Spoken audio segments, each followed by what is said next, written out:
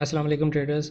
आज की इस वीडियो में हम ये समझने की कोशिश करेंगे कि कैसे एक प्राइस एक्शन ट्रेडर जो है वो चार्ट के ऊपर अपना सप्लाई या डिमांड जोन सिर्फ़ और सिर्फ एक छोटी सी बात को जहन में रख के बना सकता है। तो शुरू करते हैं इस आसान तरीन ट्रेडिंग स्ट्रेटजी वाली वीडियो को।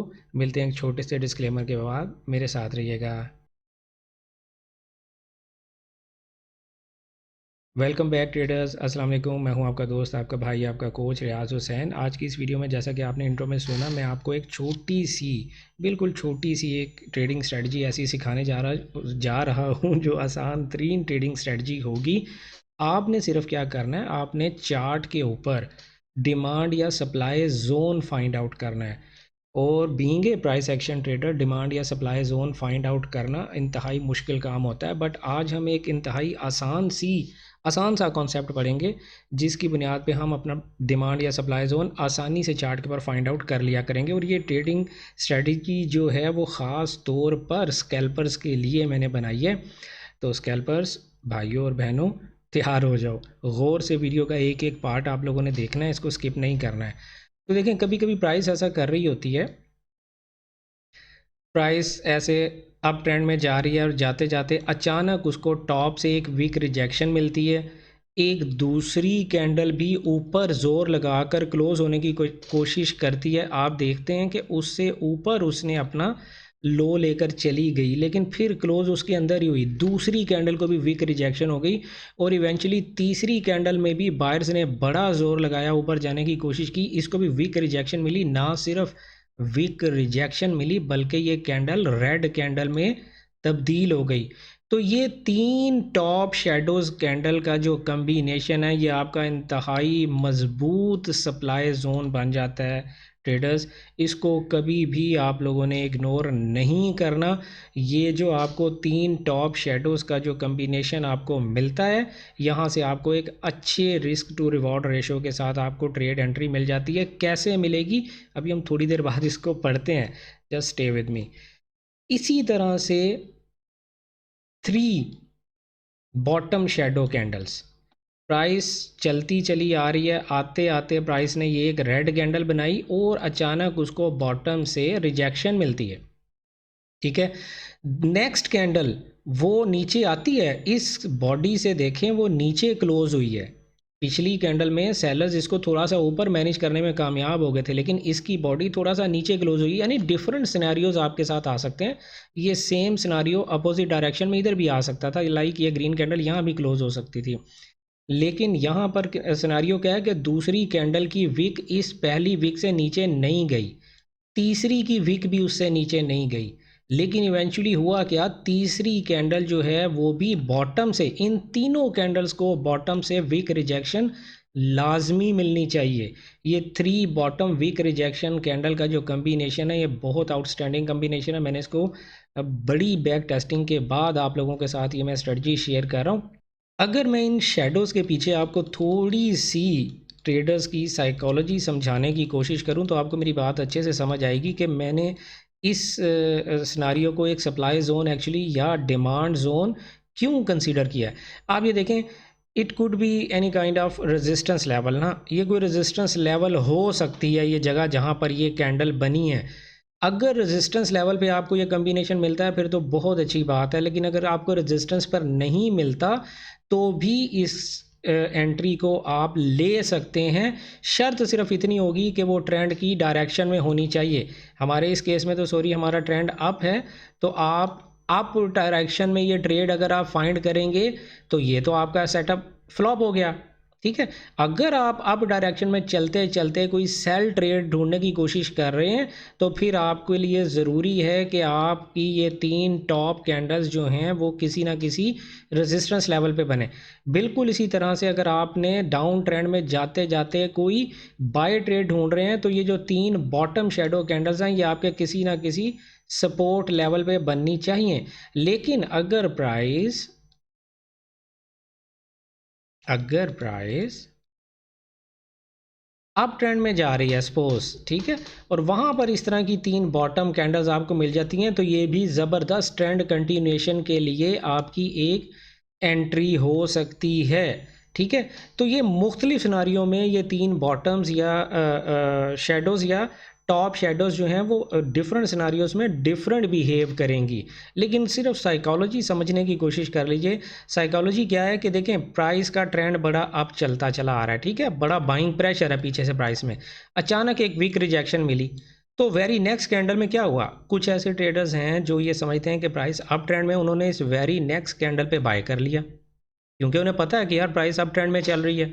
और उनके पास कोई रूल तो नहीं था, लेकिन उन्होंने क्या देखा कि यार पीछे से अप ट्रेंड चलता आ रहा है, उन्होंने इस कैंडल की ओपनिंग के ऊपर उन्होंने यहाँ से बाय कर लिया। प्राइस ऊपर गई और आखिरकार नीचे आकर यहाँ पर क्लोज हो गई। वो थोड़ा सा पैनिक हो गए कि यार ये क्या हो रहा है, क्योंकि उनके पास कोई रूल्स नहीं है ट्रेडिंग करने के लिए। तीसरी कैंडल जब बनी तो यहाँ पर आपने देखा क्या हुआ, फिर प्राइस ऊपर गई और इवेंचुअली वो सेलिंग में आकर क्लोज हो गई।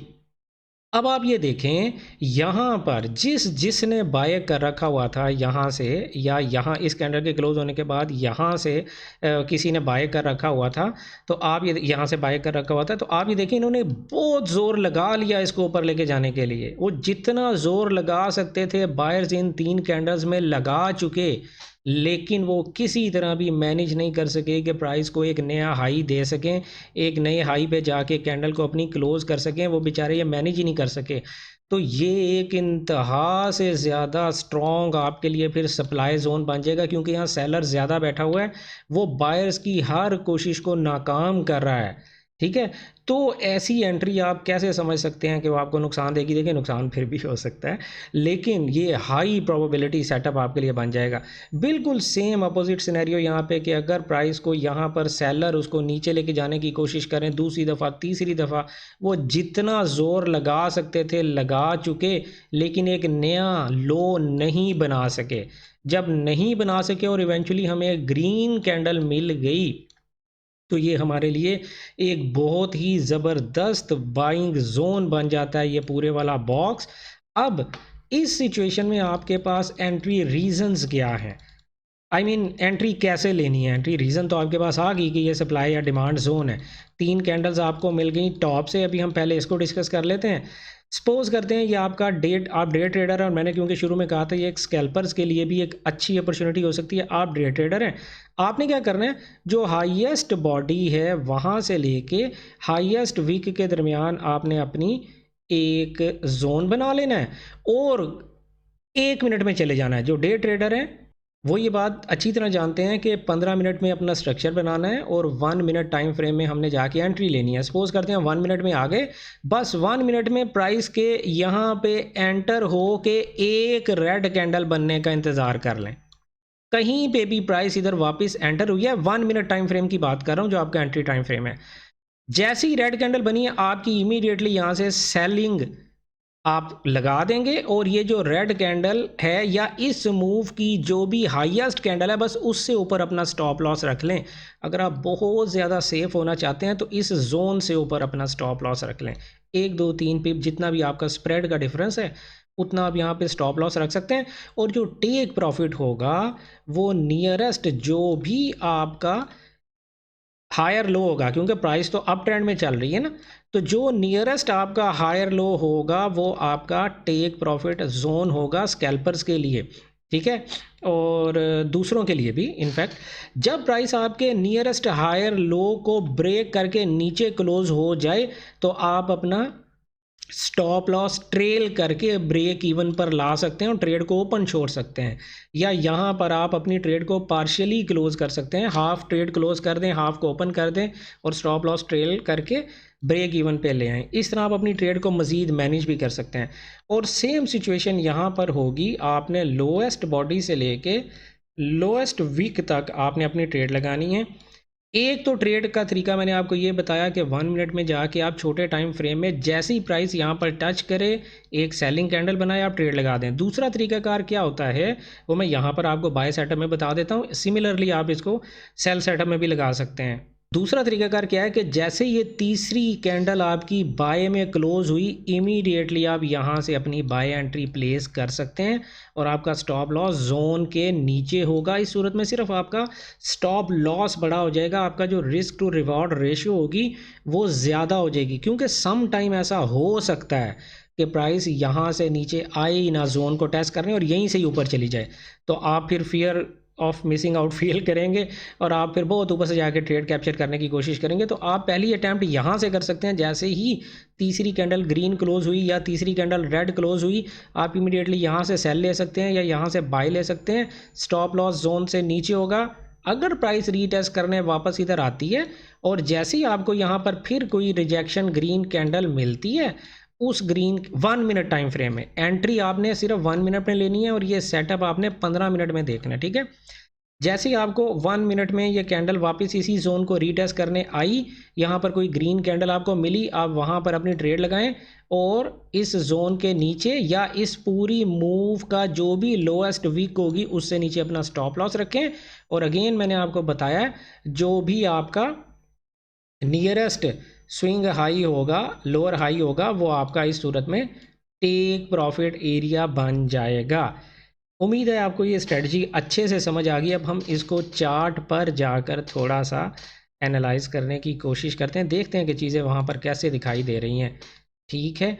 अच्छा, एक बात मैं इसमें आप लोगों को बताता चलूँ कि अभी मैंने थोड़ी देर पहले आप लोगों से कहा कि तीसरी कैंडल जो है वो डिमांड जोन के लिए आपकी ग्रीन कैंडल हो और सप्लाई जोन के लिए तीसरी कैंडल आपकी रेड कैंडल हो, ये एक आइडियल सेटअप होता है। लेकिन अगर आपको ऐसा नहीं मिलता, 3 कंसेक्टिव आपको टॉप वीक रिजेक्शन मिल जाती हैं, भले वो ग्रीन हो भले वो रेड हो, तो भी वो वर्क करता है। लेकिन आइडियल सेटअप में जो तीसरी सप्लाई जोन की कैंडल होगी वो रेड होनी चाहिए और आइडियल सेटअप में जो डिमांड जोन की तीसरी बॉटम वीक कैंडल होगी वो बाय कैंडल होनी चाहिए, यानी ग्रीन कैंडल होनी चाहिए। अगर ऐसा कोई सेटअप आपको मिल जाता है तो वो एक आइडियल सेटअप होता है।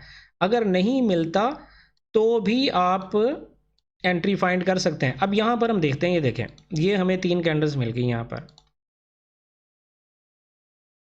ये 15 मिनट है यूरो यूएसडी हमारा जो चार्ट है और टाइम फ्रेम 15 मिनट। आप ये देखें, टॉप से वीक रिजेक्शन हमें मिली 3 कैंडल्स की, ठीक है। प्राइस जा रही थी और जाते जाते मैंने आपसे बोला था अगर ये किसी रेजिस्टेंस लेवल पे मिले, तो अगर आपके नज़दीक ये एक रेजिस्टेंस लेवल है, आप समझते हैं कि ये एक रेजिस्टेंस लेवल है, तो प्राइस ने आपको आपके रेजिस्टेंस लेवल पर ही ये वीक रिजेक्शंस दी हैं, ठीक है। आप इसको थोड़ा सा फाइन ट्यून कर लें ऐसे करके, तो ये आपके रेजिस्टेंस लेवल पर ही प्राइस ने आपको 3 वीक रिजेक्शन कैंडल्स दे दी, ठीक हो गया। तो अब क्या करेंगे, जैसे ही तीसरी कैंडल क्लोज हुई, तीनों को टॉप से रिजेक्शन मिली, आप इमीडिएटली 1 मिनट टाइम फ्रेम में ड्रॉप कर गए। अब यहाँ पर हमने क्या कहा, या तो आप इमीडिएटली यहाँ से कोई अपनी शॉर्ट पोजीशन लगा लें, स्टॉप लॉस आपके जो ये 3 कैंडल्स का जो आपने जोन बनाया उससे ऊपर होगा और जो नियरेस्ट आपका हायर लो बनेगा, आप लोगों को पता है हमारा नियरेस्ट हायर लो जो है वो ये वाला लेवल है, ठीक है। क्यों, इस हाई के बाद ये हाई बना तो हमारा ये हायर लो कंफर्म हो गया।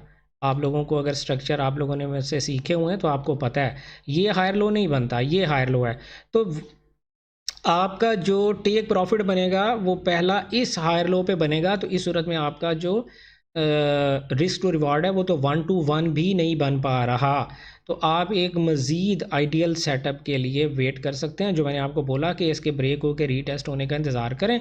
और अगर प्राइस, अभी हम इसके ब्रेक होकर रीटेस्ट होने का इंतज़ार करते हैं, अगर हो गया तो ठीक है, वरना एक सेटअप तो ये भी है जो मैंने आपको बताया कि इमीडिएटली आप ट्रेड लगा सकते हैं।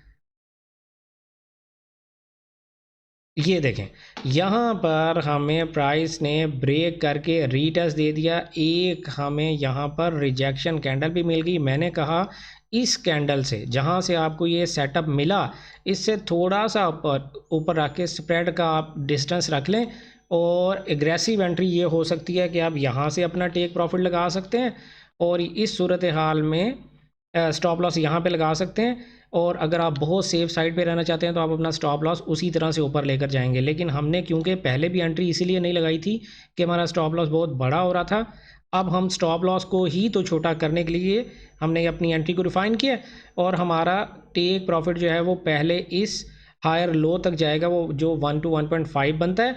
जैसी प्राइस इसे क्लोज करेगी नीचे आएगी, हम यहाँ पे अपनी पार्शियल एंट्री क्लोज करके, और जो हमारा लोएस्ट लो होगा, क्योंकि ये हमें एंट्री रेजिस्टेंस लेवल से मिली है, तो we can expect a good profit from here. So अब हम अपनी एंट्री को देखते हैं उसने हमारे साथ कैसा प्ले किया। अब ये देखें, यहाँ पर प्राइस ने आपके हायर लो को, इनफैक्ट ये आपका हायर लो था, सॉरी माउस क्या कर रहा है, प्राइस ने आपके हायर लो को यहाँ पर ब्रेक कर दिया। जब ब्रेक किया तो आप अपना स्टॉप लॉस यहाँ पर ब्रेक इवन पे ला सकते हैं, यहाँ पे आप अपनी ट्रेड को पार्शियली क्लोज कर सकते हैं, जो आपको बेहतर लगे वो करें, लेकिन आपका जो टेक प्रॉफिट होगा वो नियरेस्ट जो आपका स्विंग लेवल होगा वो होगा। तो अब हम प्ले करते हैं अपनी इस ट्रेड को दोबारा।